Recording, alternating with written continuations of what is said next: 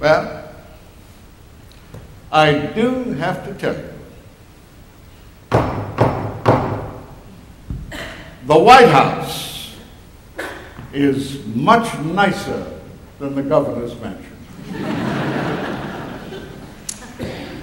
Missy, will you come in here? Bring Louis Howell with you.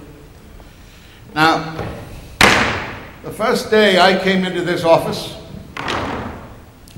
there wasn't a stitch of paper, a pen, or a pencil. Mr. Hoover, the former president, had evidently decided to leave me an immaculate office.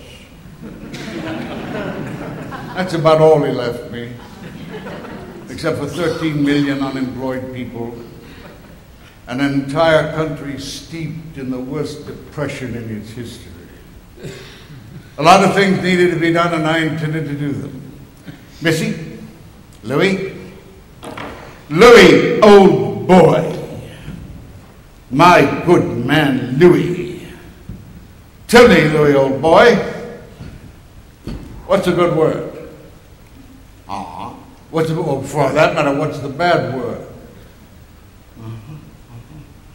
Well, Louis, we're going to have to toughen our hides like elephants, if you'll forgive the reference. We're going to have to be stubborn like donkeys. Get very, very kick-back like an animal that we much more prefer. We're going to get a lot of complaints and abuses. If we did nothing, we'd get the same treatment. Missy, I had to close the banks to save all of the banks. This country's in a peck of trouble. And saving the banks was the first step, and that's what I did. And we did it.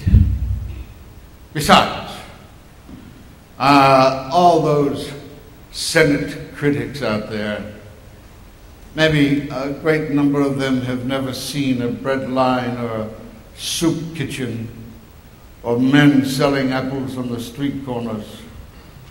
But I saw them, and Louis saw them. And that's why I closed the banks. I'm not sure what my next move is going to be. If I'm 51% convinced of something, I can move ahead with it. Move ahead with the idea, the action, whatever it takes. If I waited to be 100% convinced, I'd never get anything done. I will, Louis, old boy. I will. I'll certainly keep you informed. Yes, Louis. Thank you, Missy. Yes, Louis, I'll keep you informed at least 51% of the time. Bye-bye. Once you begin responsibility in the form of power, you have to use it without a shiver, a moan, or a groan before every time you make a decision. You look at the problem, you listen to the people, and then you say yes or no. Not maybe. No. I've made a lot of campaign promises, and I intended to keep them. I'm not saying we would have achieved all of them, but look what we were attempting. 8-hour day, old age pension, minimum wage for women and children, Securities Exchange Commission, repeal of prohibition, and jobs, lots of jobs.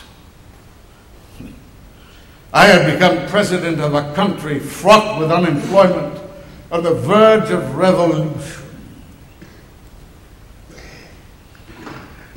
Now, I'm not saying that I was afraid of my first press conference. No. I was just curious as to how it would turn out.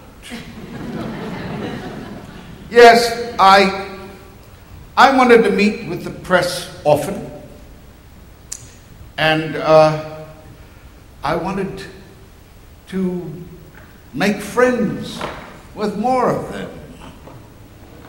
Now, that may seem silly, since 90% of the newspaper owners opposed me and my policies. But like I said, nothing to fear but fear itself.